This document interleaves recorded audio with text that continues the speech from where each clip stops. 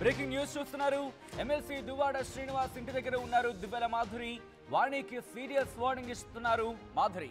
దువ్వాడ ఇల్లు తనదే అంటున్నారు మాధురి. ఈ నెలలోనే రిజిస్ట్రేషన్ కూడా చేయించుకున్నానన్నారు మాధురి. తన ఇంటిపై వాణికి హక్కు లేదంటూ కూడా ప్రకటిస్తున్నారు ఆమె. మీడియా ముందే దువ్వాడ శ్రీనికి ఫోన్ చేసి ఆ ఇంటి గురించి మాట్లాడించారు మాధురి. ఎక్కడ పోగొట్టుకున్నానో అక్కడే వెతుక్కుంటా అంటూ కూడా మాధురి చెప్పుకొచ్చారు. ఆయనతోని నా సెకండ్ లైఫ్ జర్నీ అంటూ కూడా మాధురి చెప్పడం ఇప్పుడు సెన్సేషనల్గా మారింది. వీడియో మీరు చూస్తున్నారు. ఇన్ఫ్యాక్ట్ నిన్న దువ్వాడ శ్రీనివాస్ ఇప్పుడు దివ్యల మాధురికి ఆ ఇంటిని రాసిచ్చారంటూ కూడా ఒక డాక్యుమెంట్ని మాధురి చూపించిన విజువల్స్ మనం చూసాం. ఇప్పుడు ఆ ఇంటి దగ్గర ఉన్నారు దివ్యల మాధురి. ఆ ఇంటి కిందన దువ్వాడ వాణి చేరుకున్నారు. ఆ విషయంలో పెద్ద రచ్చ జరుగుతుందని చెప్పుకోవచ్చు. అక్కడ రచ్చ జరుగుతోంది. దువ్వాడ వాణి దివ్యల మాధురి ఇంటి కిందకి దిగి రావాలంటూ కూడా వాళ్ళు డిమాండ్ చేస్తున్న పరిస్థితి. ఇన్ఫాక్ట్ ఒక విజువల్ని చూపించే ప్రయత్నం చేస్తున్నారు. ఎగ్జాక్ట్లీ ఆ విజువల్ ఇది. ఇంటిపైకి నిచ్చెన వేసుకుని మాధురి దగ్గరికి వెళ్లే ప్రయత్నం చేస్తున్నారు. ఇంట్లోకి వెళ్లేందుకు దువ్వాడ వాణి కుటుంబం తీవ్రంగా ప్రయత్నించింది.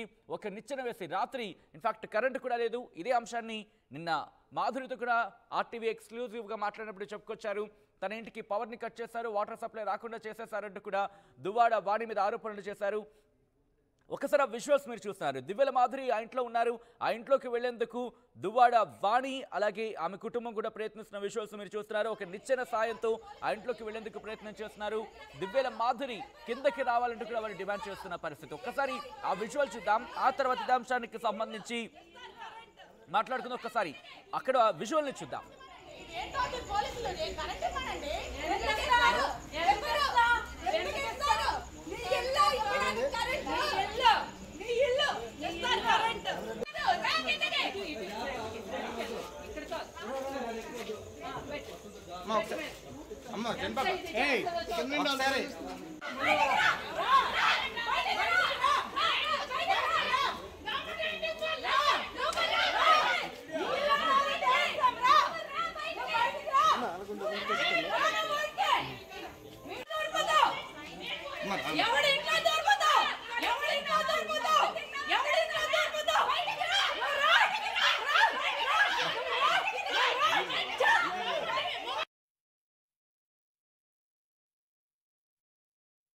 రైట్, అది ఎవరింట్లో దూరిపోతా ఎవరి లేదంటూ కూడా దువ్వాడ వాణి కుటుంబం ఇటు దివ్యల మాధురిని ప్రశ్నిస్తున్న ఆ విజువల్స్ని మీరు చూశారు.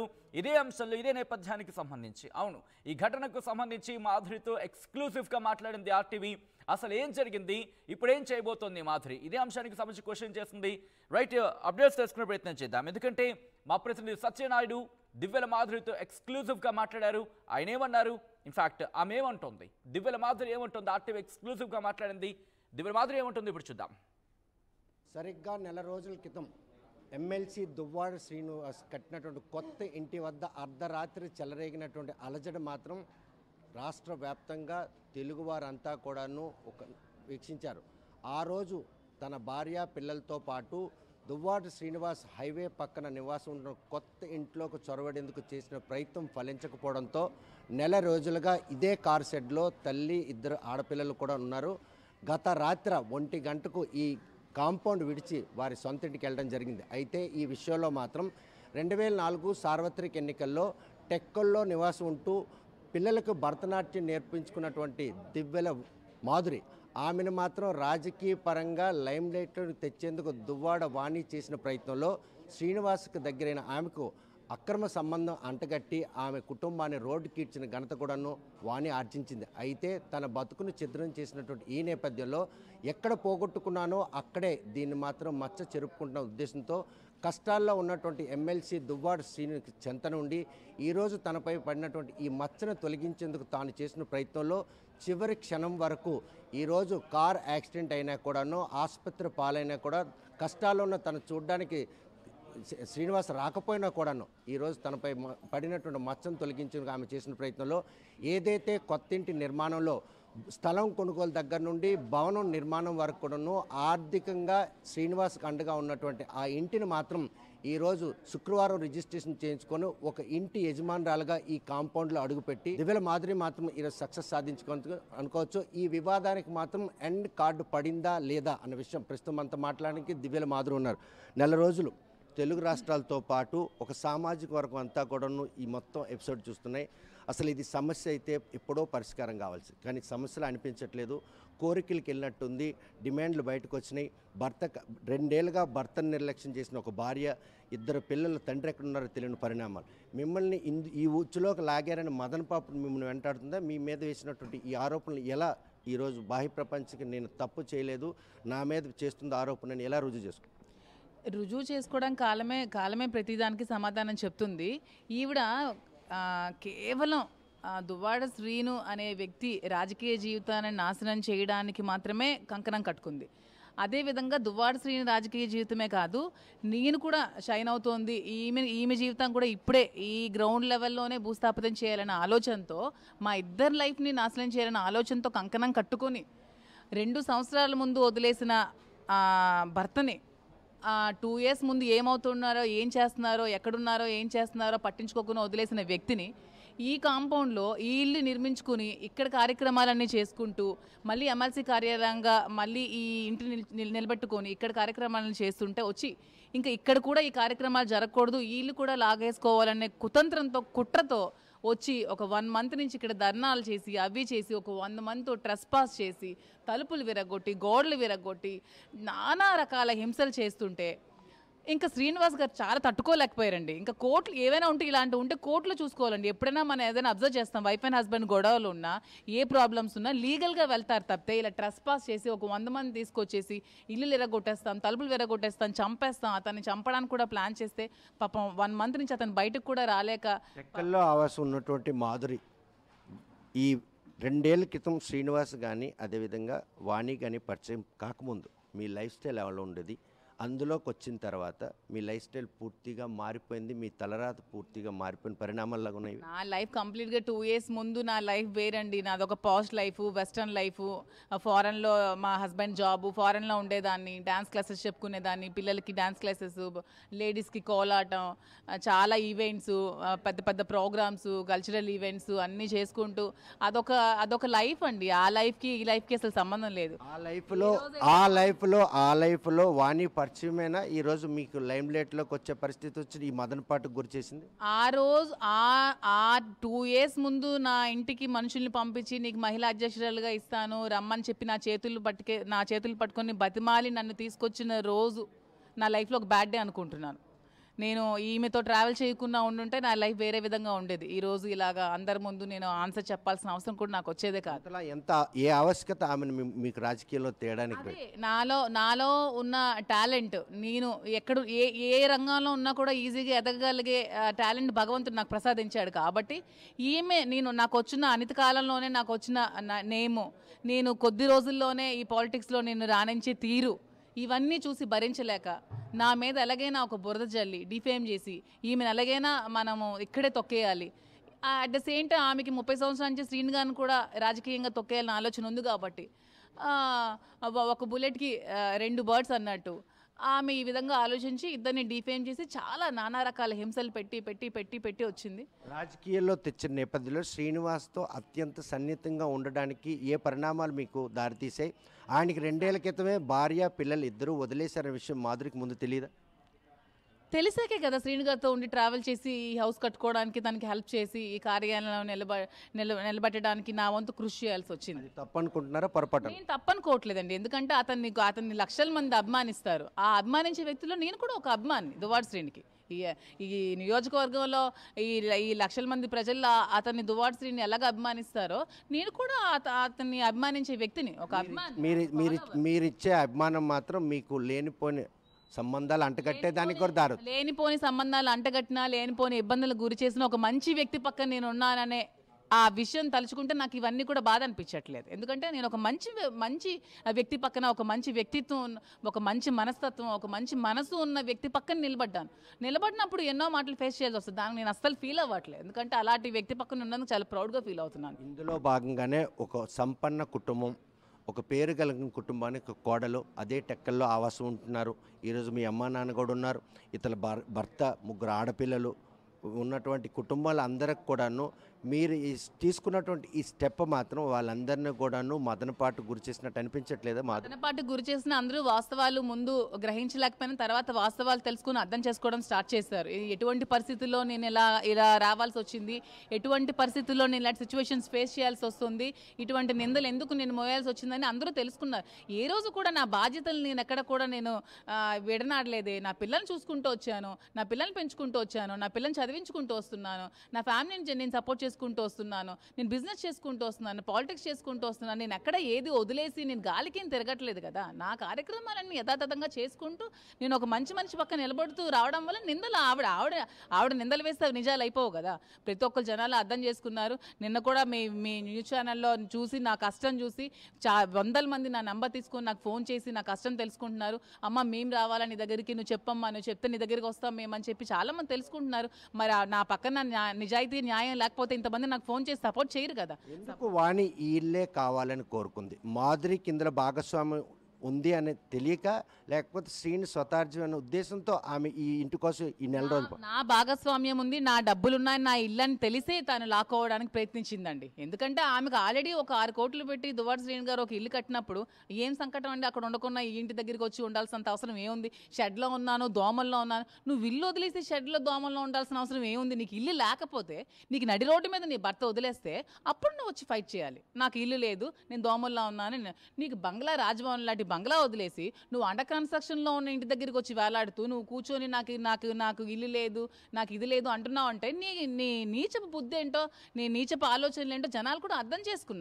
చేసుకున్నారు కాబట్టి ప్రతి ఒక్కరు కూడా నా విషయంలో నిన్న జరిగిన దానికి అందరూ హర్షిస్తున్నారు. మంచి నిర్ణయం తీసుకున్నారు శ్రీను గారు. ఆమెకి న్యాయం జరగాల్సింది, ఆమెకు న్యాయం జరిగిందని ప్రతి ఒక్కరు కూడా చాలా మంది సపోర్ట్ చేస్తారు. ఆవిడ మాత్రం అది ఆయన స్వతార్జితం, భారీగా నాకు పిల్లలకి చెందాల్సిన ఆస్తి కోర్టు వివాదాలు ఉన్న నేపథ్యంలో ఎలా అమ్ముతారు, మీరు ఎలా కొంటారు? కోర్టు వివాదం అనేది ఈ ఇంటికి లేదు. అది ముందు జనాలందరూ తెలుసుకోవాల్సిన విషయం ఏమంటే ఈ ఇంటికి ఎటువంటి లీగల్ ఇష్యూస్ ఏవి కూడా లేవు, కోర్టు వివాదాలు ఏమీ లేవు. కోర్టు వివాదం భార్యాభర్తల మధ్యలో ఉంది, డీవీసీ అంటే డొమెస్టిక్ వైలెన్స్. వాళ్ళిద్దరు భార్యాభర్తల మధ్యలో ఉన్న ఇష్యూ తప్పితే ఈ ఇంటికి కోర్టు పరమైనటువంటి ప్రాబ్లమ్స్, లీగల్ ఇష్యూస్ ఏవి, కాంప్లికేషన్స్ కూడా ఏవి లేవు. కాబట్టే సబ్ రిజిస్టర్ కూడా రిజిస్ట్రేషన్ చేయడం జరిగింది. అండ్ సెల్ఫ్ అక్వైర్డ్ ప్రాపర్టీ ఒక హిందూ ఏ మగాడైనా సరే తన కష్టార్జితం, తన కష్టపడి సంపాదించుకున్న ఆస్తి పెళ్ళం పిల్లలు కాదు కదా, ఎవ్వరికి ఇవ్వాల్సిన అవసరం లేదు. ఎవరు పర్మిషన్ లేకున్నా తను అనాథాశ్రమాన్ని కూడా రాసుకునే రైట్ ప్రతి ఒక్క మగవాడికి ఉంటుంది. సెల్ఫ్ అక్వైర్డ్ ఇంటి వివాదాన్ని అయితే సద్దుమణికి చేశారు, మీరు రిజిస్ట్రేషన్ చేసుకుని అక్కడ వరకు బాగానే ఉంది. నెక్స్ట్ జర్నీ, ఈరోజు భర్త కోసం పిల్లల కోసం తండ్రి కావాలని ఆవిడ ఒక పక్క ఓ మాట అంటూ, మరోవైపు ఆయన్ని మాత్రం ఈరోజు చింతకు చేర్చుకునే పరిస్థితి పరిణామాలు. సో శ్రీనివాస్కి ఎవరు అండగా ఉంటారు? భర్త కావాలన్న ఆలోచన ఆమెకు ముందు నుంచి లేదండి. ఉంటే 2 సంవత్సరాల క్రితం రోడ్డు మీద పెట్టేసి తాళం ఇంటికి లాక్ చేసి గెంటేసే మనస్తత్వం ఉండదండి. భర్త కావాలనుకునే ఆలోచన ఉంటే ఆమెకి ఎప్పుడు కూడా ఆస్తి కావాలి, పదవులు కావాలి, ఇతని ద్వారా వచ్చే రాజకీయ లబ్ధి కావాలి, ఇతని ద్వారా వచ్చే రాజకీయ పదవి కావాలి, అవి కావాలని ఆలోచన తప్పితే ఇతను కావాలన్న ఆలోచన ఆమెకి ఎక్కడా కూడా ఏ కోసానా కూడా లేదు. శ్రీని గారికి ఎవరు ఆమె అండగా ఉండాల్సిన అవసరం లేదు. శ్రీని గారికి అండగా లక్షల మంది జనాలు అతనికి ఎప్పుడు కూడా అతని సపోర్ట్ ఎప్పుడు ఉంటారు. నేను అతని పక్కన ఎప్పుడు కూడా నా ప్రాణం పోయేంత వరకు సపోర్ట్గా ఉంటాను. అండ్ ఈ బిల్డింగ్ ఏదైతే నేను కొనుక్కున్నానో అదే బిల్డింగ్ని మళ్ళీ శ్రీని గారికి నేను రెంట్ అనుకోవచ్చు, లీజ్ అనుకోవచ్చు, ఏదైనా అనుకోవచ్చు, మళ్ళీ సేమ్ ఈ ఎమ్మెల్సీ కార్యాలయానికి మళ్ళీ నేను అతనికి లీజ్కి ఇస్తాను, అగ్రిమెంట్ చేసుకుంటామో లేకపోతే రెంట్కి ఇస్తానో, మళ్ళీ తన కార్యక్రమాలు యథావిధంగా ఇక్కడే జరుపుకుంటారు. ఎమ్మెల్సీ కార్యాలయం ఇదే కంటిన్యూ అవుతుంది.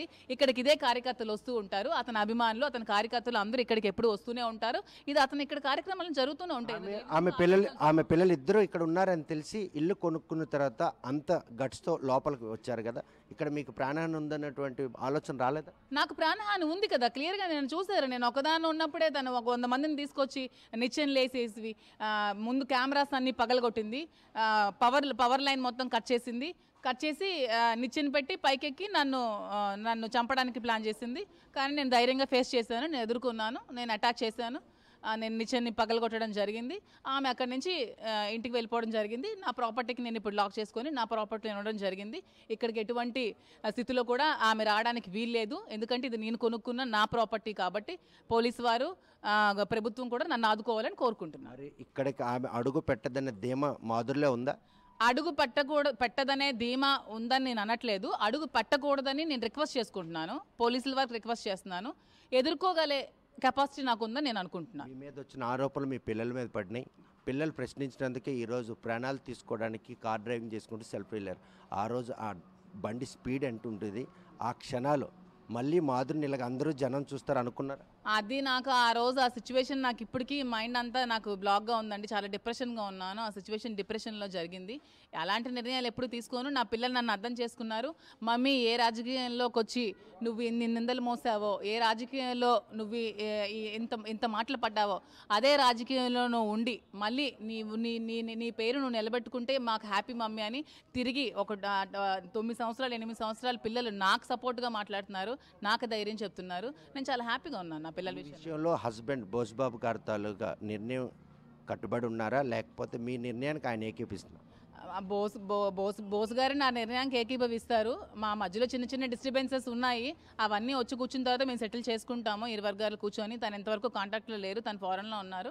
నెక్స్ట్ మంత్ ఎప్పుడో వస్తారు, కూర్చొని మాట్లాడుకుంటాం. శ్రీనివాస్ని మళ్ళీ టెక్కల్ నియోజకవర్గంలో ఎమ్మెల్యేగా గెలిపించి మంత్రిని చేయాలని మాధురి కళ నెరవేరుతుంది అనుకుంటున్నారా? మళ్ళీ ఇది ఎమ్మెల్సీ కార్యాలయం. నిన్న రాత్రి కూడా అదే మాట మీరు, నేను ఆమెతో పాటే అండగా ఉంటాను, స్నేహితురాలుగా ఉంటాను.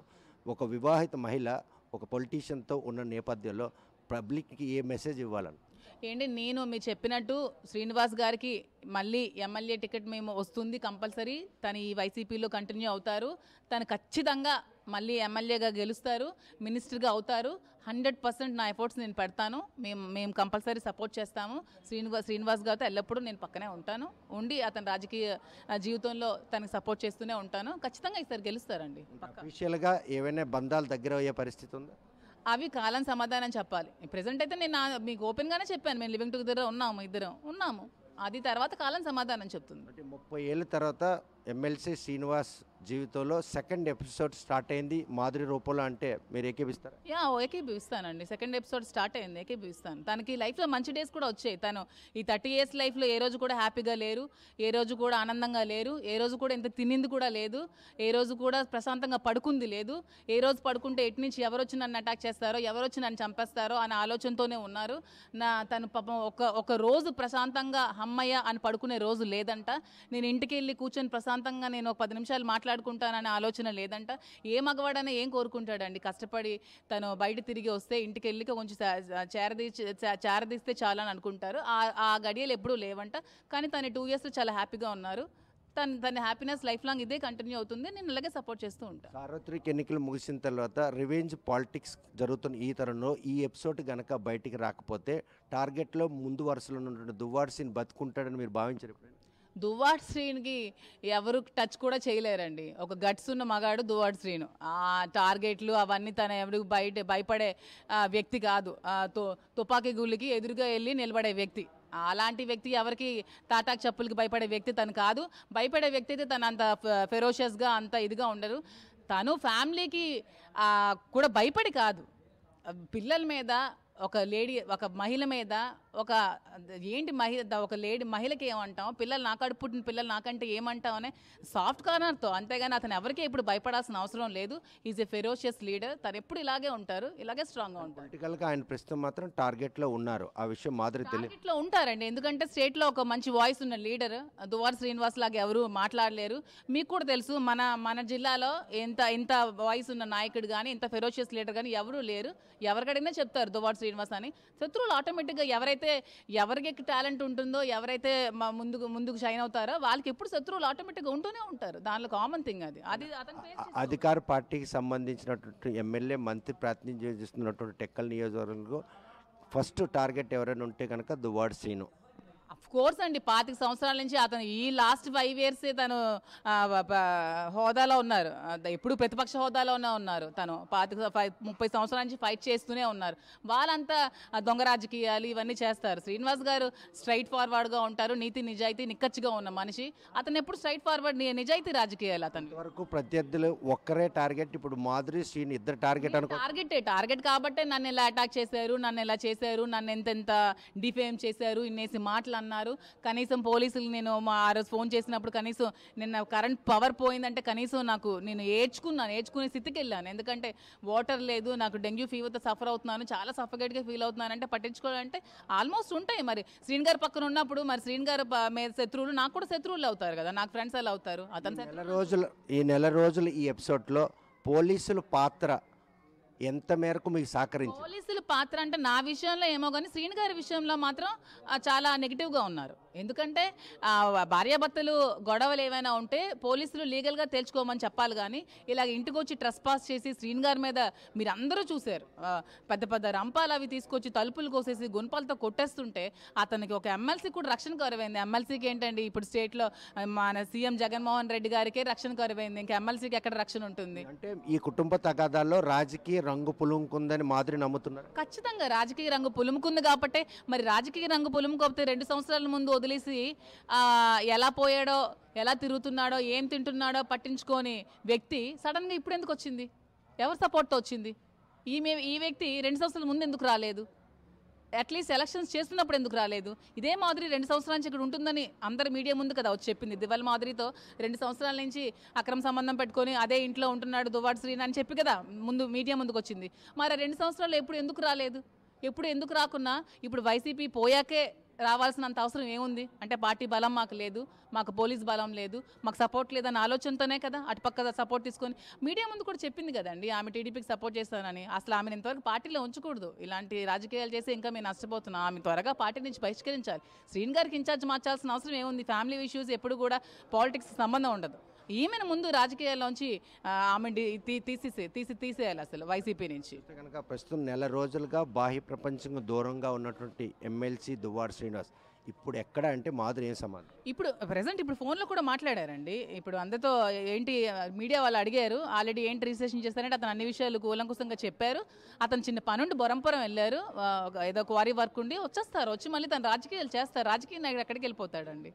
అంటే ఆయనతో పాటు ఒక ఫ్రెండ్లీ జర్నీ అనుకోవచ్చు, ఒక రిలేటెడ్ జర్నీని మాధురి కొనసాగుతుంది. ఫ్రెండ్లీ జర్నీ అనొచ్చు, రిలేటెడ్ జర్నీ అనుకోవచ్చు, ఏదైనా అనుకోవచ్చు. నేను అందుకే ఆల్రెడీ చెప్పాను, ఎవరేమనుకున్నా నాకు అనవసరం. నేను ఫెయిర్గా ఉన్నాను, నేను ఫ్రాంక్గా ఉన్నాను.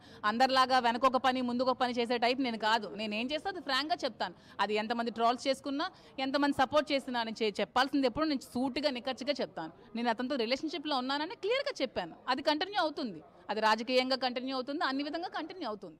ఈ ఎపిసోడ్కి ఎండ్ కార్డు పడ్డట్టేనే ఇంకేమైనా ఇంకా సెకండ్ అంటే ఈ హౌస్కి అయితే ఎండ్ కార్డు పడినట్టే. Because this is my property now, ఇది నా ప్రాపర్టీలోకి ఎవరు రావడానికి రైట్ లేదు. ఆమెకి ఇంకేమైనా లీగల్ ఇష్యూస్ ఏమైనా ఉంటే తను లీగల్గా తెలుసుకోవాలి. ఆల్రెడీ వెంకటేశ్వర కాలనీలో ఒక ఇల్లు ఉంది, ఆ ఇంటి దగ్గర ఆమె తెలుసుకోవాలి. ఆమె ఇల్లు లేకపోతే ఏమైనా ప్రాబ్లం ఫేస్ చేయాలి. ఇల్లు ఉంది కాబట్టి లీగల్గా ఇంకా వైఫ్ అండ్ హస్బెండ్ డైవర్స్ వేసుకుంటారో, మెయింటెనెన్స్ కేసు వేసుకుంటారో, ఏది వేసుకుంటారో లీగల్గా ప్రొసీడ్ అవ్వాలి. ఈ ఇంటితో అయితే ఎండ్ కార్డు పడినట్టే. బికాస్ ఈ ఇల్లు నాది కాబట్టి, ఈ హౌస్ నాది కాబట్టి ఈ ఇంటి దగ్గరికి రావడానికి మాత్రం ఆమెకి ఎటువంటి రైట్ కూడా లేదు. చూస్తే కనుక టెక్కల్లో ఆవాసం ఉంటున్న దివ్వెల మాధురికి మాత్రం ఈరోజు ఆ వాణితో పరిచయం తన లైఫ్ స్టైల్నే మార్చింది. అంటే పిల్లలతో పాటు ఫ్యామిలీతో చాలా అన్యూన్యంగా ఉన్నటువంటి తనకు మాత్రం రాజకీయ ప్రవేశమే ఇలా అవమాన పాలు చేసింది. ఎక్కడైతే అవమానపడ్డానో అక్కడే గర్వంగా ఈరోజు సమాజంలో తిరగాలన్న ఉద్దేశంతో దువ్వాడ శ్రీనికి కష్టం వచ్చినప్పుడు అండగా ఉన్న ఆమెకు తనకు కష్టం వచ్చినా కూడా ఆయన వచ్చి పరామర్శ చేయకపోయినా ఈరోజు ఆయన కష్టాలు తనకు వచ్చిన కష్టాన్ని మాత్రం తీర్చుకునేందుకు ఆమె చేస్తున్న ప్రయత్నంలో భాగంగానే ఏ ఇల్లు అయితే కావాలని వాణి కోరుతుందో ఆ ఇంటిని మాత్రం రిజిస్ట్రేషన్ చేసుకుని తనకు దఖలు చేసుకుంది. నిన్న ఇంటి యజమానురాలుగా ఇంట్లోకి వచ్చిన ఆమెకు మాత్రం ఈ ఇంటి నుండి బయటకు పంపించేందుకు వాణి పిల్లలు చేసిన ప్రయత్నం మాత్రం చిట్టు చివరకు వైఫల్యం చెందడంతో ఈ మాత్రం ప్రస్తుతం ఇంట్లో ఆవాసం ఉంటున్నారు. ఎమ్మెల్సీ దువ్వాడ శ్రీనివాస్ మాత్రం బాహ్య ప్రపంచానికి అందుబాటులోకి వస్తారు. భవిష్యత్తులో మాత్రం టెక్కల్ నియోజకవర్గం నుండి మళ్ళీ వైసీపీకి పూర్వవైపును తెచ్చే విధంగా తాను కూడా తనకు ఒక స్నేహితుడిగా కావచ్చు, ఎవరు ఏ రిలేషన్ అనుకున్నా కూడా ఆ రిలేషన్తో ఆయనతో జర్నీ చేస్తాను స్పష్టం చేస్తున్నాం. మరోవైపు చూస్తే కనుక ఈ విషయంలో తన భర్తకున్నటువంటి స్వల్ప ఏవైతే అరమేరకలు ఉన్నాయో అవన్నీ కూడా క్లియర్ చేసుకుంటాం. రాజకీయంగా ఈరోజు దువ్వాడ శ్రీనికి పూర్తి స్థాయిలో అండగా నిలిచి ఆయన రాజకీయ భవిష్యత్తును మాత్రం కల్పిస్తున్నాం. తన ఇంట్లోకి ఎవరైనా వస్తే మాత్రం ఎట్టి పరిస్థితుల్లో సహించేది లేదు. మరోవైపు నెల రోజుల ఈ ఎపిసోడ్లో మాత్రం పోలీసులు వ్యవహరించే తీరును కూడా కొంత మదనపాటు గురిచేసింది. లెజిస్లేటివ్ మెంబర్ అయినటువంటి దువ్వాడ శ్రీనికి సెక్యూరిటీ కల్పించకుండా రాజకీయ అండదండలతో, అంటే వాణికి రాజకీయమైనటువంటి అండదండలు ఉండడం కారణంగానే ఇంత ఈ వివాదం జటిలమైందని కూడా ఆమె బాహాటంగా చెప్తున్నారు. ఈరోజు ఎవరైతే అధికార పార్టీకి టార్గెట్లో ఉన్న దువ్వాడ శ్రీతో పాటు ఆయన చెంతనున్న తనకు కూడాను థ్రెట్ ఉంది. తమకు థ్రెట్ ఉన్నా కూడాను ఈ నియోజకవర్గంలో అభిమానులు, కార్యకర్తలు ఉన్నారు. ఇదే ఇంటిని మాత్రం మళ్ళీ దువ్వాడ శ్రీనివాస్కి అద్దెకిచ్చి ఎమ్మెల్సీ కార్యాలయం నుంచి వైసీపీ పార్టీని మాత్రం ప్రారంభించుకునేందుకు తాను చేస్తున్న ప్రయత్నంలో ఎట్టి పరిస్థితుల్లో కూడాను సక్సెస్ తనకే వరిస్తుందని ధీమా మాత్రం దివ్యల మాదిరి వ్యక్తం చేస్తున్నారు.